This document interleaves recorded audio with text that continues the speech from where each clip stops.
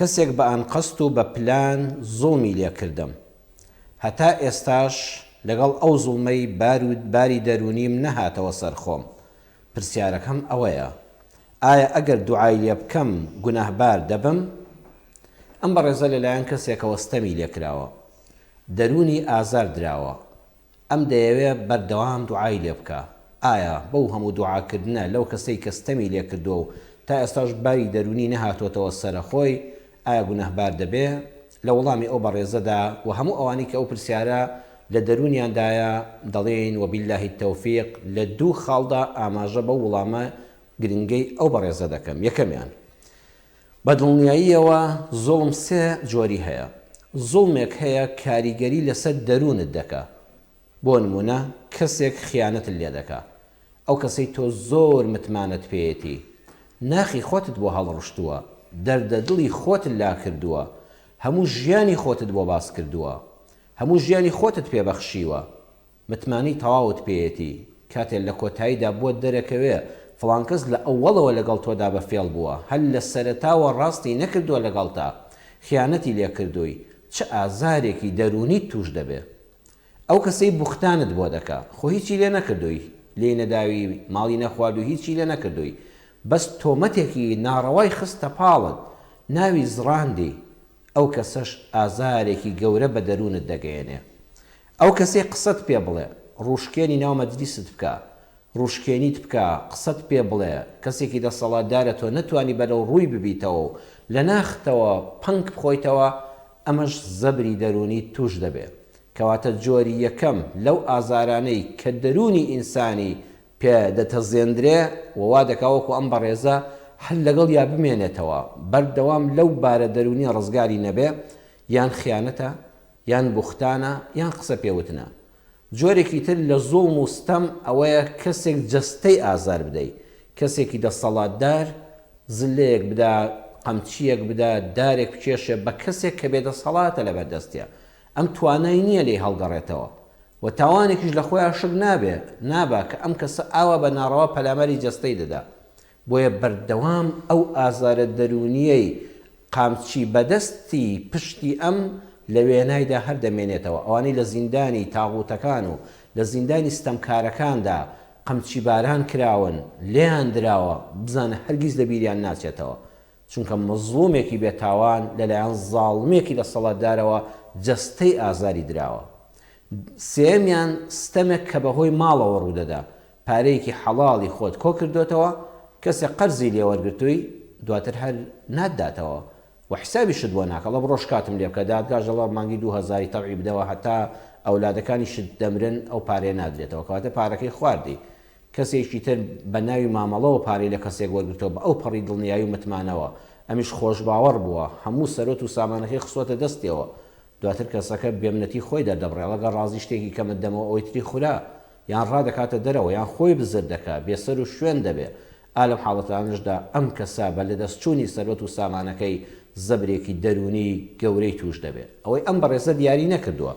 زەبرەکەی بەهۆی بوختان و خیانەت و قسە پێوتنەوەیە، لێدانی جەستەییەوە بووە، یان خواردنی ماڵەکەی بووە، بەڵام دەڵێت بە ئەنقەست و بە پیلان زوڵمی لێ کردم، بۆیە هەتا ئێستاش لەگەڵ ئەو زوڵمەی باری دەرونیم نەهاتۆتەوە سەرخۆم. بەڕێزان،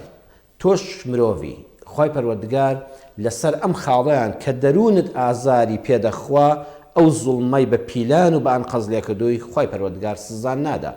لە خزمەت سوڕەتی ئەلحیجر ئاەتی 97 دەبین، خی پەروەردگار بە پێغەمبەری خاتەم محەممەد صلی الله عليه وسلم دەفەرمێ وەلەقەد نەعلەم ئەنەکە یەضیق صدرك بما يقولون.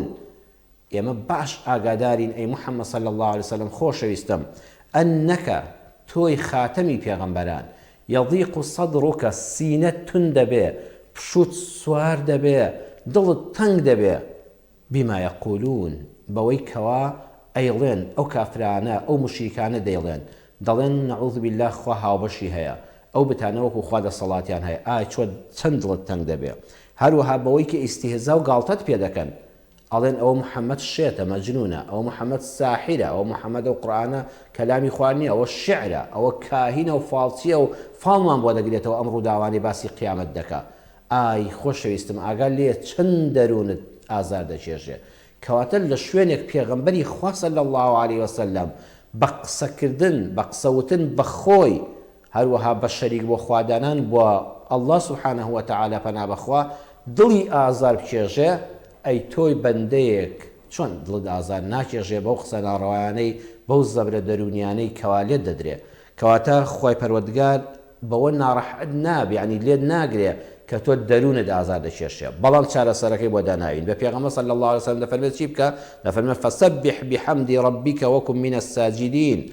تۆ بەردەوام ذکری سبحان الله الحمد لله بکە هەروەها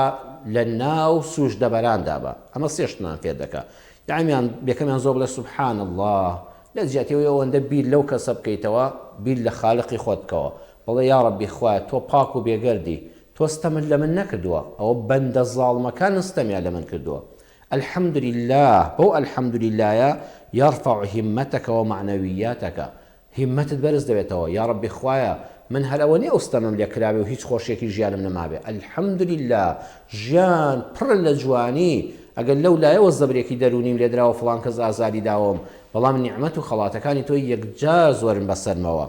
اینجا پەروەردگار دەفەرمێ وەکن من الساجدين يعني الانشغال بالعمل الإيجابي بڕۆ بۆ مزگەوت بۆ جومعە بۆ جەماعەت تێکەڵاوی کۆمەلگا بە خۆت گۆشە گیر مەکە و خەفەتخان مەکە بەس بە دیار خەفەتەکانتەوە دانیشی بەس شەو و ڕۆژ بیر لە بەرامبەر بکەوە خەریکی کارێکی باش و ئیجابی و بەرهەمهێن بە خۆت مەشغوڵ کە بە کارێکەوە بۆی ئەو خەمەی ڕابردووت لەبیر بچێتەوە خاڵی دووەمیان هەوڵ بدە خۆت لەو بارە دەرونیە ڕزگار بکە ئەزیزم حیفە دڵ و دەرونی خۆت بکەیتە زبڵدان زبڵدان نەزانین چییە ئەوەیە کە ئەو حاوی خۆڵوشتانی کە لە ماڵانە ئەو هەموو پیسی و پاشەڕۆیە کۆ دەبێتەوە ئەیبەن لە شوێنەکە یان کاتی خۆی لە لادیەکان هەموو بینی بوومان هەرچی زبڵ و پیسی لادیەکە بوو لە شوێنەکە کۆیان دەکردەوە پیان گوست سەر لەنگوێلک یان پیان دەوست زبڵدان دەرونی خۆت ئەزیزم مەکە بە زبڵدان حەقی خۆت بەخوا بسپێرە بڵێ یا ڕەبی خوای گەورە فڵان کەس زۆری ستەم لێ کردم یا ئەڵڵا سپاردم بە تۆ لە قیامەتدا چاکەکانی ئەو بۆ تۆ دێن هێندە بیری لێ بکەیتەوە خۆت زەرت دەکەیت واللهی وا لێدە لەبەر بۆگەنی دەرونی خۆت کە بۆتە زبڵدان واللهی لە خۆت بێزار دەبی لە خۆت بێزار دەبی بەرامبەر تازە زەرت ناکە یەک جار خوا حەقی تۆی لێ دەکاتەوە دڵنیا بە لە دنیا و قیامەتە بەڵام ئەوەندە کە بیرت لێ کردەوە هەموو ڕۆژێ هەر دوعاکردن هەر لە بیربوونی بەرامبەر کەستەمی لێ کردووی واللهی دەرونت دەکا بە زبڵدان بۆیە پەروەردگار لە سوڕەتی ئەننور ئاەتی 22دا دەفەرمێ وەلیعفو وەلیەصفەحو بەردەوام لێبوردە بن وەلیەصفەحو دەرونی خۆشتان پشۆن سەفح ئەوەیە قاپێک کە پیسی پێوەی لێی دەکەیتەوە کەسی وای لێی دەبووری بەڵام دائیمە هەر لەبیرتە خوا دەفەرمێ هەر وازی لێبێنە بە منی بسپێرە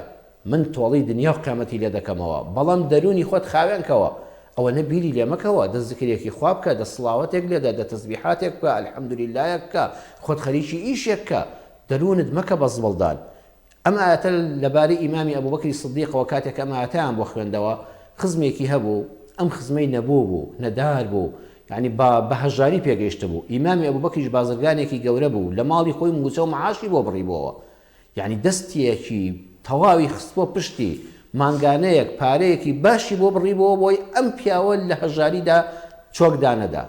چ پیاوەتیەکی گەورەیە کەسێک لە ئەو پەڕی هەژاریدا دەرت بێنە دەستگیرۆیت بکە بەڵام هەر ئەو کەسە بوختانی بە خاتو عایشەی کچی ئیمامی ئەبوبەکر و خێزانی پێغەمبەر کرد صلی الله عليه وسلم